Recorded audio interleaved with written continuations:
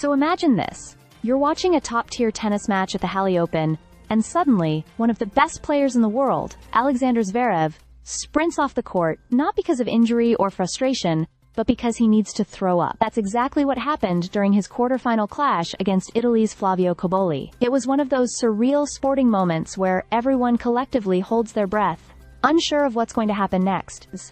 Zverev, ranked world number 3, had just started the match when he called for a toilet break in the second game. Moments later, cameras showed him rushing off the court, visibly unwell.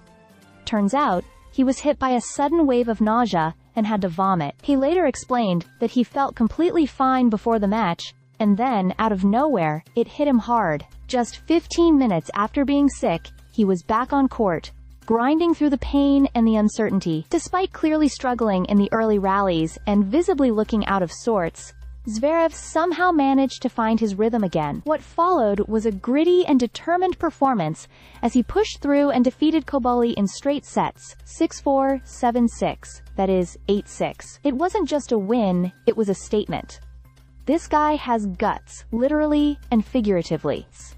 Now Zverev advances to the semifinals, where he'll face Daniil Medvedev, another top-tier player who also had a bit of a rough day on court. Medvedev had to take a medical timeout due to a sudden nosebleed during his own quarter-final match against American Alex Michelsen. Even so, he kept his composure and cruised to a 6-4, 6-3 win, setting up a blockbuster semifinal showdown with Zverev. This will be a fascinating match, not just because of their rankings and skill levels, but because of their history. Medvedev has had the upper hand in their recent encounters, including a dramatic 5-set win in the Australian Open semi-final earlier this year. Their all-time head-to-head sits at 12-7 in Medvedev's favor, so Zverev definitely has a point to prove. Zverev, who is still chasing his first-ever grass-court title despite a strong 2025 season so far, will be hoping to finally break through in Halle. He's already reached the final of this tournament twice in the past, once losing to Florian Mayer, and another time to the legendary Roger Federer. Could this be the year he finally gets over that line?